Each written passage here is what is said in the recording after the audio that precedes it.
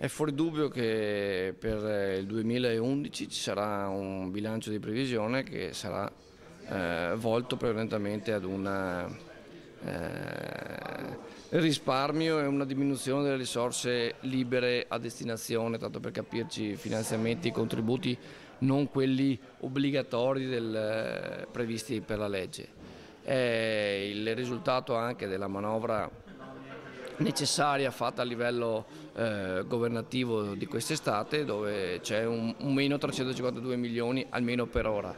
per l'anno successivo ancora, per il 2012 ancora di più. È fuori dubbio che in una situazione del genere bisogna avere la capacità di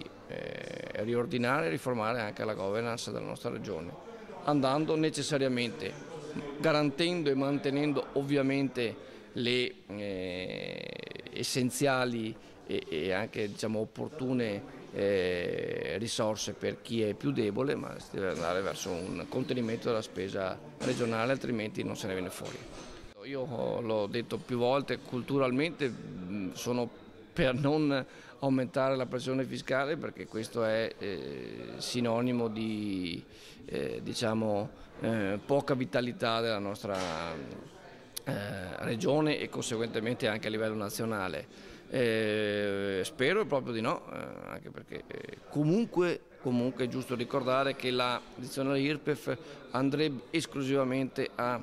colmare l'eventuale deficit del comparto sociosanitario, non i meno 352 milioni del minori finanziamenti e trasferimenti nazionali.